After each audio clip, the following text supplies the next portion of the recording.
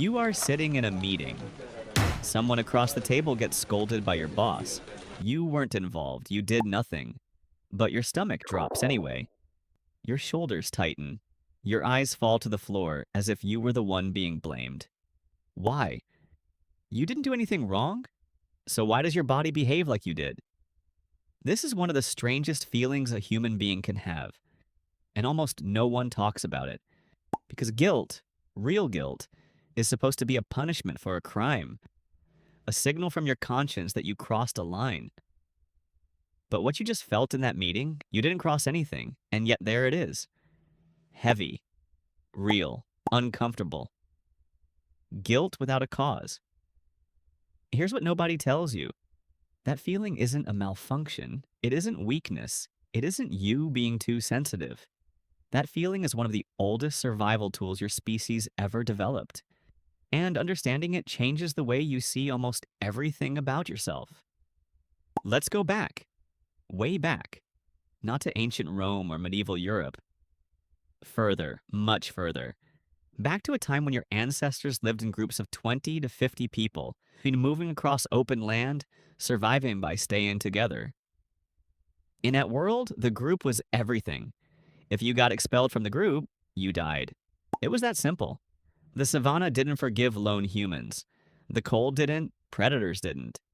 So your brain evolved one overriding directive: do not get kicked out. Psychologist Michael Lewis, one of the leading researchers on human emotion, has spent decades studying how shame and guilt develop in the human mind. What he found is striking. Guilt, he argues, is not primarily about what you did. It is about what others might think you did. It is a social emotion first, a moral emotion second. Your brain didn't evolve guilt to make you a better person. It evolved guilt to make you a safer member of the group. Think about that for a moment. The original purpose of guilt was not internal. It was external. It was about how you appeared. And that reframes everything. When you were sitting in that meeting and someone else got called out, your brain ran a fast, automatic scan. It asked a question it has been asking for hundreds of thousands of years. Are you safe here? Is the group still okay with you? And because the social atmosphere in the room suddenly became tense and accusatory, your brain flagged it. Threat detected. Possible danger to your belonging. Guilt activated as a preemptive defense. This is what researchers call anticipatory guilt. It arrives before any wrongdoing. It arrives at the first sign that social harmony might be disrupted, and it arrives in your body whether or not you are the one responsible for that disruption. June Price Tangney, a psychologist at George Mason University who has spent over 30 years studying guilt and shame, draws a critical distinction between the two. Shame, she argues, makes you want to disappear. Guilt makes you want to fix something. And the most important word in that sentence is something. Not necessarily the specific thing you did, just something. Anything that restores the balance. Anything that signals to the group that you are still on their side. This is why you apologize even when you are not at fault. This is why you go quiet when someone near you is upset, even if their anger has nothing to do with you. Your nervous system is not waiting for a logical verdict. It is responding to social temperature. And when the temperature drops, you feel the chill. But here is where it gets stranger. Because guilt without cause is not just an ancient reflex. It has another layer. A modern one that your ancestors never had to deal with. You live in a world where your social group is no longer 20 people you can see and touch and read. Your social group now extends to hundreds of people on your phone, thousands if you are online. And every single one of them has the ability to express disappointment, anger, or disapproval at any moment. Your brain was never built for this. It was built for a small circle of faces you could monitor in real time. Now it is trying to monitor an invisible crowd.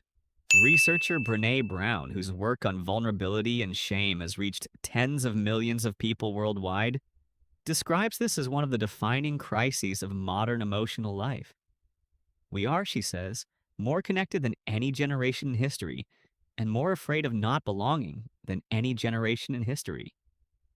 And that fear produces guilt the way an overloaded circuit produces heat, constantly, often about nothing at all.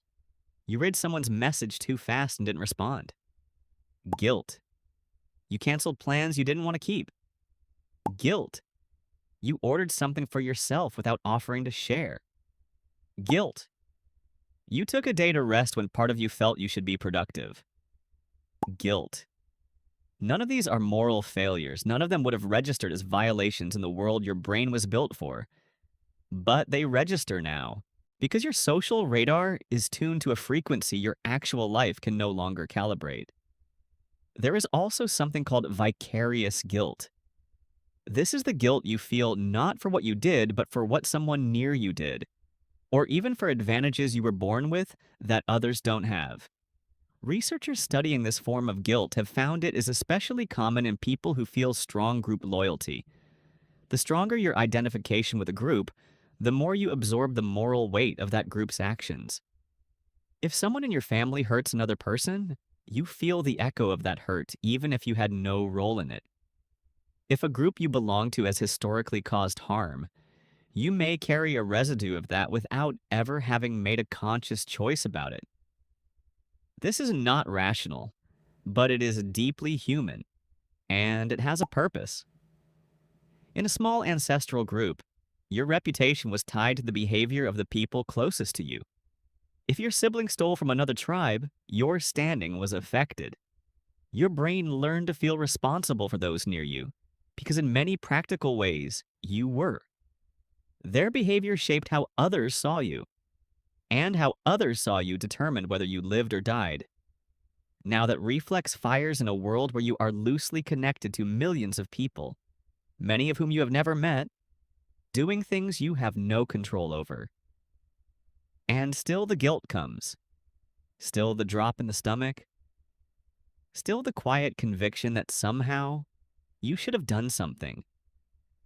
What do you do with this? How do you live inside a brain that was designed to feel guilty for things that are not your fault? The first thing researchers like Tangney suggest is learning to distinguish guilt from shame. Guilt says that behavior was wrong and I can change it. Shame says, I am wrong and I cannot escape it. One is useful, one is corrosive.